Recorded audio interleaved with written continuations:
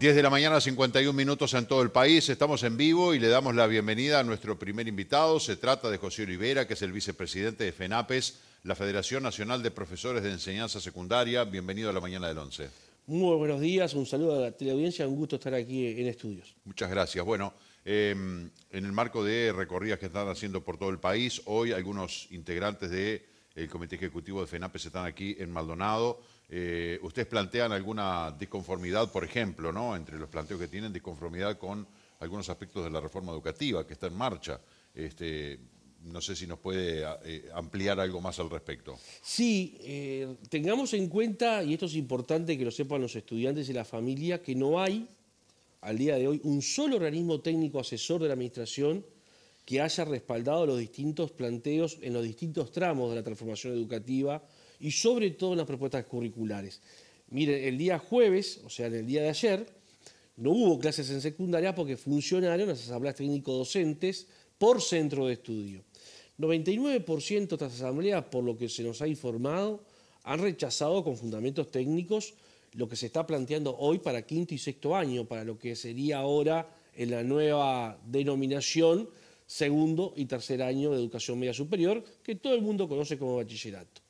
Pero si eso fuera poco, hay un conjunto importante de distintos decanos de distintas facultades de nuestra Universidad de la República que han expresado en distintos documentos su preocupación por la baja en el nivel de la formación de las nuevas generaciones en el marco de estas propuestas. Y lo que ellos señalan, con razón, es que esto es como generarle un puente enorme, muy difícil de cruzar, para que los estudiantes, al ingresar a un nivel terciario, tengan la formación necesaria como para asegurar la continuidad educativa. Es decir, se abriría una brecha, se generaría un obstáculo tan grande que va a ser muy difícil que egresados de la educación media en esta propuesta puedan continuar con cierto éxito la educación a nivel terciario, que no implica solamente universidad, hay distintos formatos y propuestas de educación terciaria. Por lo cual, esto quiere decir que hay que discutir con profundidad qué se le está ofreciendo en términos de formación a las nuevas generaciones. Particularmente, una de las cuestiones que nosotros compartimos, tanto en lo que observa la Asamblea Técnico-Docente como lo que dicen este grupo de decanos de distintas facultades de nuestra universidad, es la baja en los contenidos que formarían parte de esa, valga la redundancia, formación de las nuevas generaciones. La Administración tiene un enfoque que le llama competencial, es decir, ellos entienden que las nuevas generaciones hay que darle una especie de barniz en términos de formación, donde aprendan a hacer cosas, aunque no sepan por qué se hacen de esa forma, aunque lo hagan de manera repetitiva, aunque no puedan incluso pensar cómo mejorar en hacer determinadas cosas como parte de una formación integral. Creo que quien mejor lo resumió esto, para ser claro con la teleaudiencia, fue quien es la directora de Planeamiento Educativo de la ANEP, la doctora Aristimuño, que en algunas de sus entrevistas dijo, bueno, los empresarios no quieren que las nuevas generaciones tengan una formación integral muy profunda, que apenas tengan algunos conocimientos básicos que después se larguen al mundo del trabajo y que, bueno, compitan por mejorarse individualmente. Y en realidad eso es hipotecar el futuro del país. Pero no es para formar mejor el recurso, el empresario que toma a alguien con determinada formación y bueno, yo lo voy a formar en mí, que no vengan con mañas, que no vengan con otros vicios de otras actividades, ¿no será por ese lado? No, eso no es así, ¿sabes por qué? Porque hoy en el mundo el conocimiento es la principal fuente de acumulación de riqueza para las naciones y para las personas. Esto quiere decir que en el mundo hoy los países están diferenciando entre quienes producen a partir del conocimiento técnico, científico y tecnológico, producen distintos elementos y quienes lo consumen. Entonces, las nuevas generaciones están desafiadas no solamente a estudiar más tiempo que las anteriores, sino a estudiar distintas áreas, una amplitud mucho mayor de la que estudiaban o se formaban generaciones anteriores. ¿Por qué? Porque los cambios a nivel de la ciencia, la tecnología, la técnica, son tan vertiginosos que si usted no forma con esa amplitud pero también con esa profundidad, bueno, van a quedar rezagados. Porque yo hago la pregunta lo siguiente, en este planteo que muchas familias se lo hacen, en la pregunta que tú formulas. Bueno, yo te enseño a ti hoy para conducir este programa en este formato. Y tú salís con una formación que te habilita a conducir este programa en este formato. ¿Qué pasa si mañana el canal, la producción, decide cambiar el formato del programa? Voy a precisar a alguien que tenga la formación para encarar ese nuevo formato de programa, y vos vas a tener un problema en términos de insertarte, porque si no estudiaste, pues si no te formaste, no vas a poder ocupar ese lugar de trabajo. Esto es una discusión muy importante, sobre todo, reitero, para países como el Uruguay, que tienen que apostar a una matriz productiva distinta, que tienen que apostar al desarrollo de sus ciencias básicas, que tiene que apostar a la innovación y a la investigación. Porque una de las cuestiones que Uruguay tiene que pensar, que insertarse en este mundo tan cambiante y complejo hoy día, no va a ser por un tema de escala. Es decir, Uruguay no va a competir en cantidad a nivel del mercado global, va a competir en calidad. Y para competir en calidad hay que tener formación integral, reitero, para las nuevas generaciones.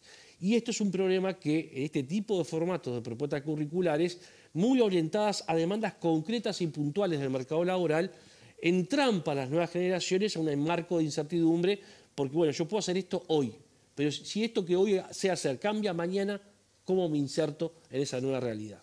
No se le están dando los elementos a la persona para que se pueda formar en una reconversión para poder seguir trabajando. Efectivamente, y eso lo lleva a una incertidumbre que en el mejor de los casos, y las condiciones se lo permiten, le implica que se esté capacitando de forma permanente en cosas muy puntuales, sin esa perspectiva global que le permita enfrentar cualquier nuevo escenario con una base mínima donde pueda, obviamente, adquirir nuevas competencias, nuevas habilidades. El conocimiento para esto es clave. O sea, hay que superar las visiones binarias, las visiones dicotómicas. No hay que contraponer conocimiento a competencias. Pero esto ya lo han dicho organismos especializados en materia de educación, ¿no? Aprendizaje implica adquirir habilidades, destrezas, competencias y conocimientos.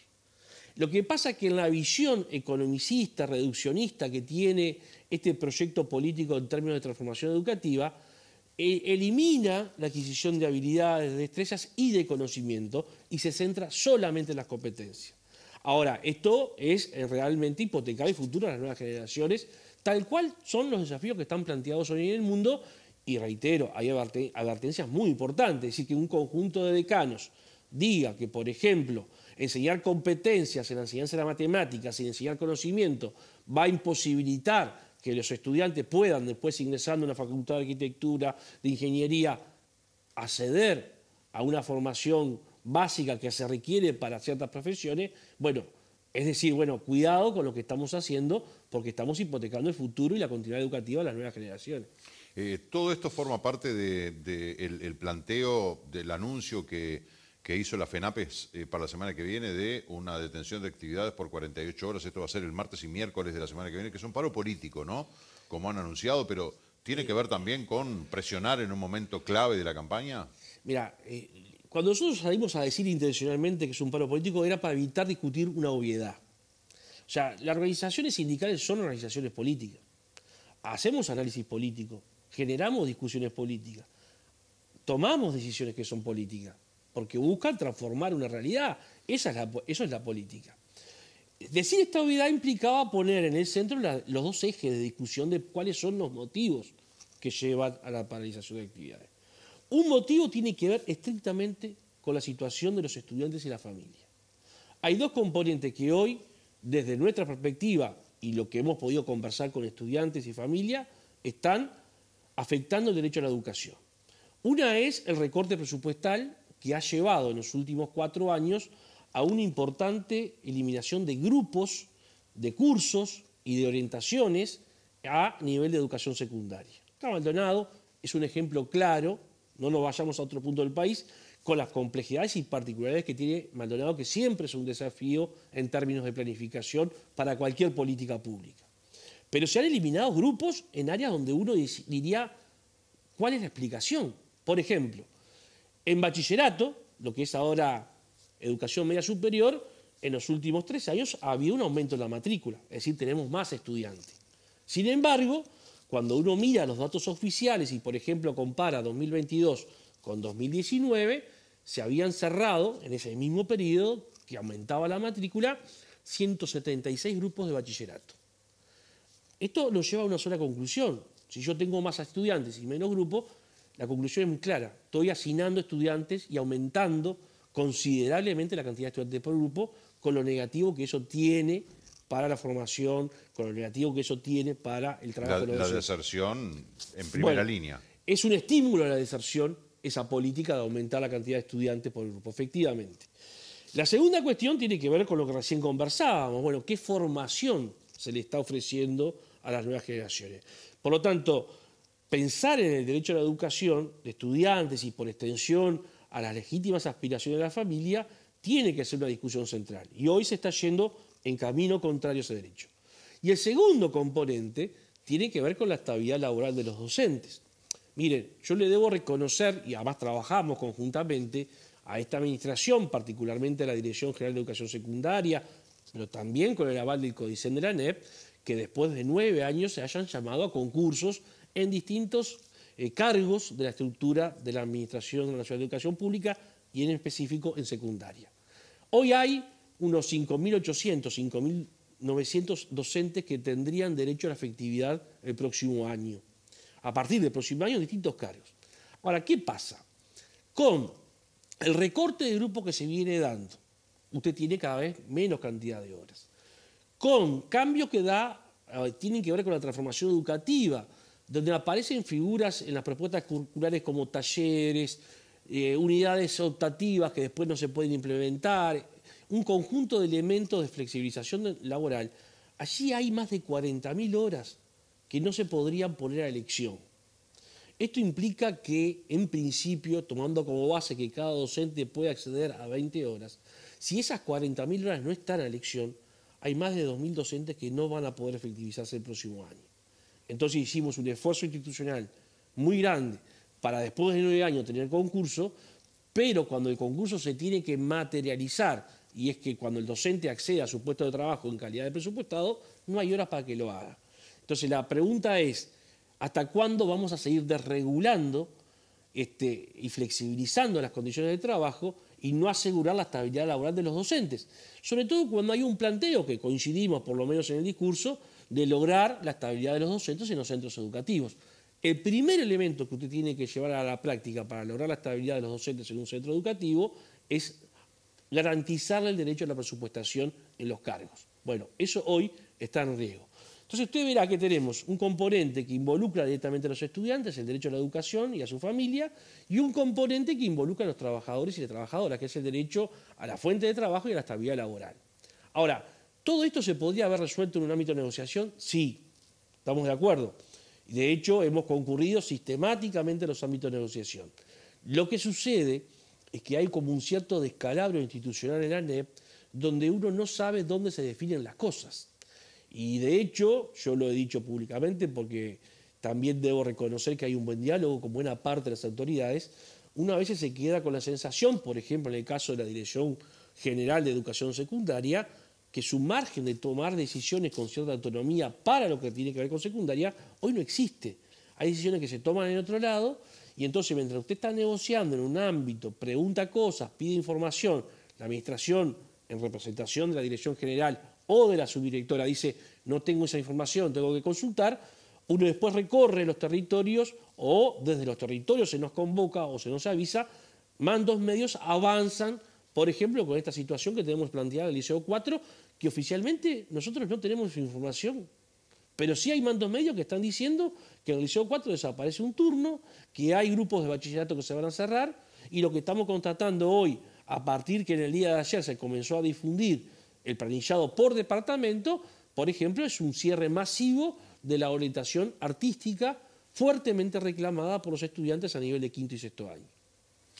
Olivera, la contracara que siempre lo decimos, ¿no?, de todas estas políticas de los gremios docentes, es lo que pasa con los estudiantes, que pierden días de clase, cuando no es por la ATD, es por este paro, por otro paro, por otras medidas, en este caso paro político, y en otros casos por paros naturales, y siempre el estudiante termina perdiendo día de clase, que es como un contrasentido con la defensa que hacen los docentes de los propios estudiantes.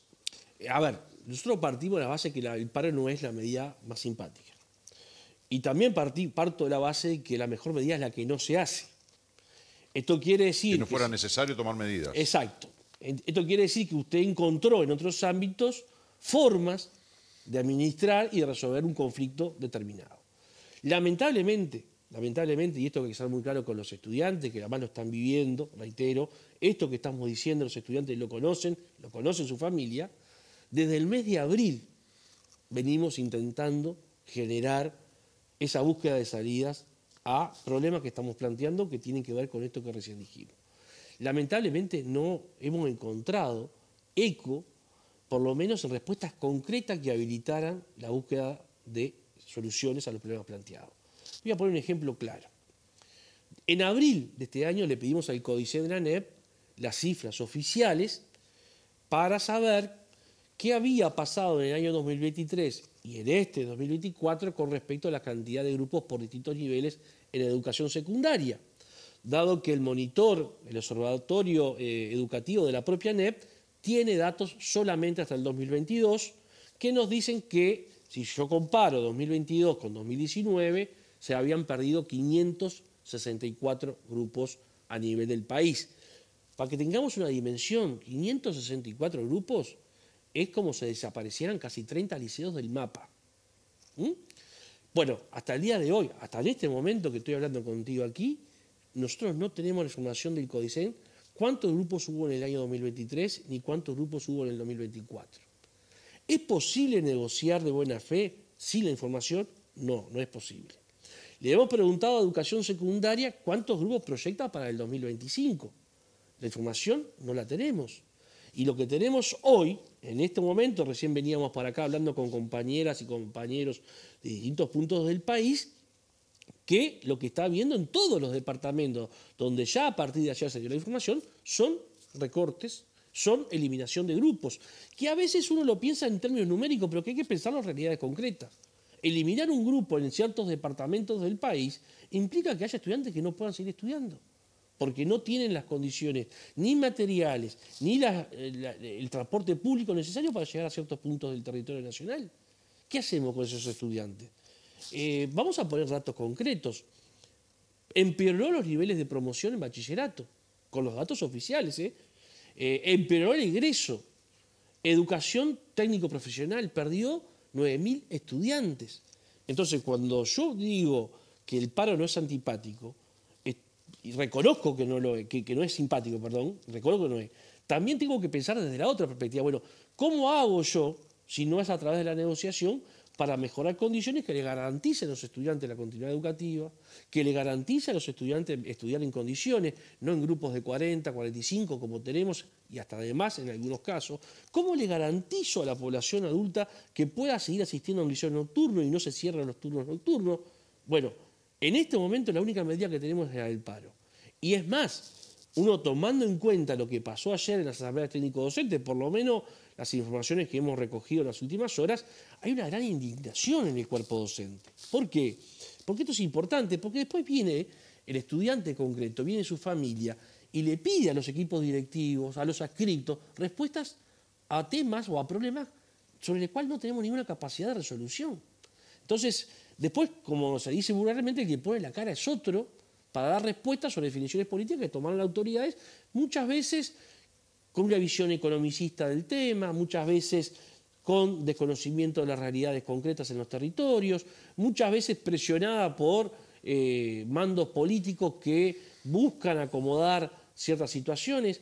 Entonces hay una situación muy compleja y yo insisto, esto lo saben los estudiantes y lo saben la familia.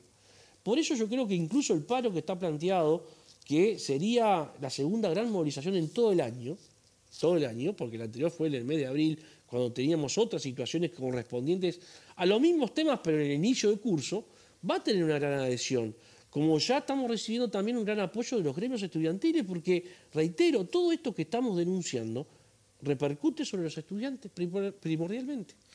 Desde la Dirección Nacional de Educación calificaron a FENAPES de terroristas, ¿no? Que incluso FENAPES emitió un comunicado pidiendo la retractación de parte de Gonzalo Baroni de los dichos referidos a lo que es FENAPES.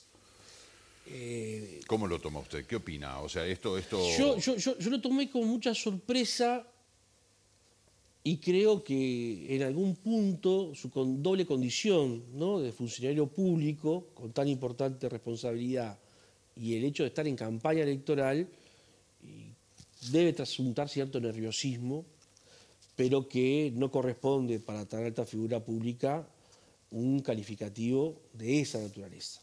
Y menos hoy que estamos viendo en el mundo realmente lo que es el terrorismo. Por Efectivamente. suerte en Uruguay estamos lejos de eso, ¿no? Efectivamente, así como nosotros condenamos fuertemente en su momento los atentados de octubre del año pasado terroristas de Hamás en Israel, nosotros por método, por concesión, jamás avalaríamos una práctica de ese tipo. Por lo tanto, no nos creemos portadores de tal descalificativo, que lamentablemente que lo que genera es odio y violencia en nuestra sociedad. Porque en una sociedad atravesada fuertemente por la violencia, al punto que el domingo vamos a hacer un clásico solamente con una hinchada, donde estamos discutiendo con las propias autoridades de la educación cómo hacemos para enfrentar los ataques o los hechos de violencia contra docentes y funcionarios en escuelas técnicas, en liceos, que una alta jerarquía de la educación salga a plantear esto, pero no solamente lo plantea en una entrevista en un medio de prensa, sino que después en las horas lo rectifica, lo ratifica una y otra vez a través de la red social X. Nos parece de una gravedad importante que el Estado y sobre todo el gobierno, debiera tomar nota, porque reitero, más allá de que está en campaña, lo cual le pertenece y no se le cuestiona, ocupa un cargo público, o sea, actúa lo que declara en función de funcionario público. Entonces, cuando nosotros le decíamos el otro día al CODICEN de la ANEP que muchas veces los hechos de violencia tienen un trasfondo de deslegitimación de los docentes, de sus organizaciones, y que muchas veces hay actores del sistema político que contribuyen, y de todo el espectro político partidario, a que haya actores que se sientan avalados en cierta medida, no solamente para cuestionar, que está bien si es con fundamento y con respeto, sino para agredir hasta física o verbalmente a los docentes. Bueno, estamos hablando de este tipo de actos. Por lo tanto, nos parece de una gravedad inusitada lo que ha planteado este funcionario. Obviamente, como sindicato, estamos evaluando por estas horas con nuestro equipo jurídico distintas acciones judiciales y en especial yo quiero ya dar como un hecho, porque se está formulando una fuerte denuncia a nivel de Naciones Unidas, porque, como bien tú dijiste, este no es un tema menor de acuerdo a lo que está pasando en el mundo, ¿no? En especial, nosotros formamos parte de una confederación mundial del sector de educación, que es la Internacional de Educación, con fuerte presencia en todo el sistema de Naciones Unidas, que nos ha planteado claramente que su equipo jurídico entiende que se debería estar presentando una denuncia ante la Relatora Especial de Naciones Unidas para el derecho a la asociación y la libre expresión. Bueno, en ese camino estamos trabajando, pero también quisiéramos decir claramente, porque yo vuelvo a insistir en lo impactante que significó y la sorpresa que nos generó, porque, por ejemplo, el 18 de septiembre, cuando la coordinadora del Sindicato de la Enseñanza en Uruguay presentó sus bases programáticas allí en la Facultad de Información y Comunicación, una de las pocas autoridades de la educación del actual gobierno que estuvo presente, intercambiando, como siempre se había hecho, fue el señor Gonzalo Baroni. Por lo tanto, yo no sé si el nerviosismo de la campaña y ese rol que él juega dentro de su partido lo llevó a confundir los roles y, bueno, a salir con esta destemplada, inoportuna, infeliz declaración, que esperemos también sea rectificada por el propio Baroni o por algún actor del gobierno.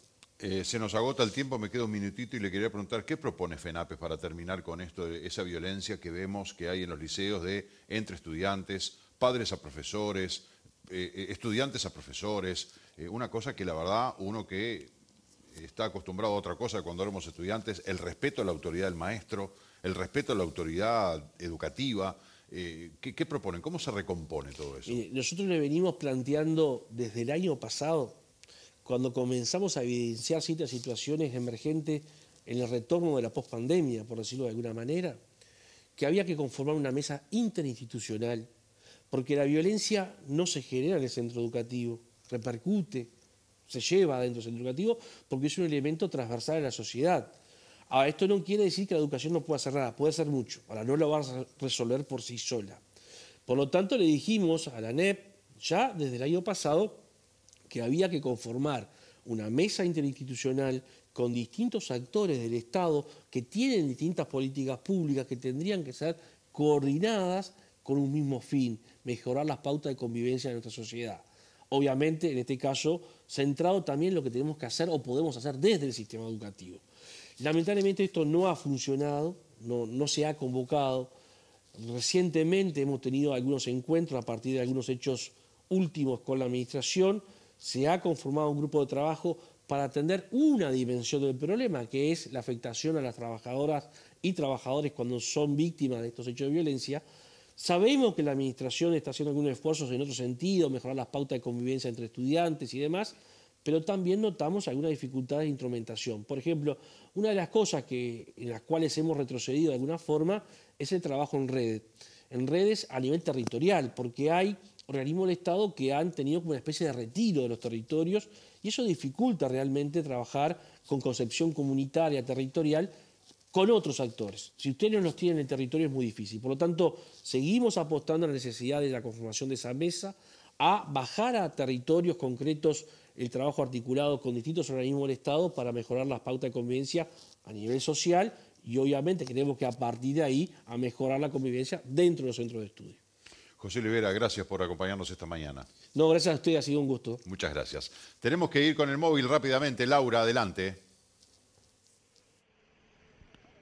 Gracias, Marce. Bueno, nosotros continuamos aquí en San Carlos, en la intersección de Alvariza y La Rambla, porque se está llevando adelante la ceremonia de inauguración de este monumento homenaje a la batalla de Ortiz. Y bueno, estamos con el alcalde de San Carlos, Carlos Pereira. Buenos días, ¿cómo le va, alcalde? Buen día, ¿cómo están ustedes? Muy bien. Bueno, con un lugar que la verdad yo mencionaba hace un ratito, quedó precioso. Y a la noche se ve mejor aún. Exacto, sí, bueno, estamos en la reinauguración del monumento a la Loma de Ortiz. Es un ícono de nuestra ciudad. Y bueno, cuando había sido retirado en su momento para la realización de la Rambla, se había quedado la promesa de que volver a reubicarlo y volver a tenerlo en la entrada de nuestra ciudad. Y bueno, hoy por suerte ya estamos prontos para poder volver a disfrutarlo. Es una obra de Romeo Sosa, ¿no? Romeo Sosa, y bueno, hay una colaboración en conjunto de la Dirección de Cultura de Maldonado, Intendencia Maldonado, el municipio de San Carlos, la parte de obras del municipio de San Carlos, y también un par de artistas carolinos también, como Roberto Benítez, que realizó las espadas, y también Adrián Veiga también colaboró con el monumento, así que bueno, entre todos hemos logrado volver a tener, ya te digo, este ícono de nuestra ciudad a la entrada.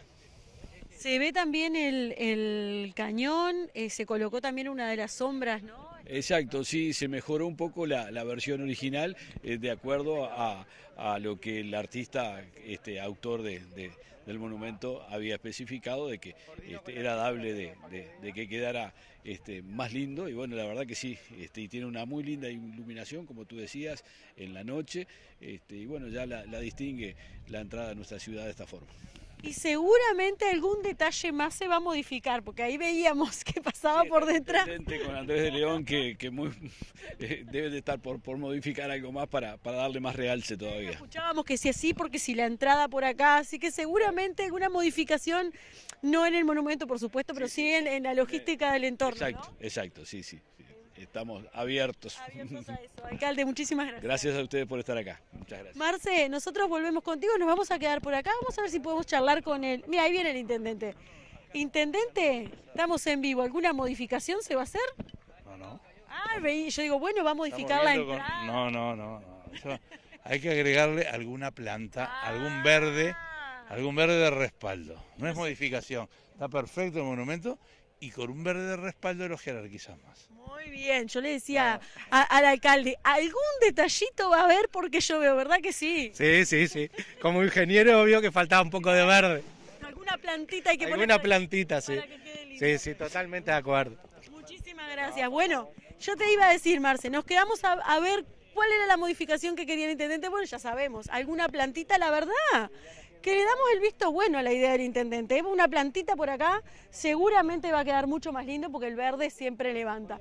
Vuelvo contigo, nosotros nos quedamos por acá y en un ratito nos reencontramos. Muy bien, gracias Laura. Bueno, es indispensable que haya plantitas, arbolitos. El verde no puede faltar nunca, absolutamente. Verde outdoor y verde indoor, pero siempre tiene que haber plantitas, arbolitos, arbustos y otras variedades de naturaleza.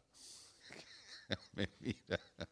Yo te juro, me voy a traer una GoPro, me la voy a poner acá en el hombro. Yo quiero que la gente vea lo que pasa, porque ustedes me ven a mí, pero me encantaría girar todo y que vean atrás. Realmente se entretendrían mucho. 11:22 de la mañana, ya venimos.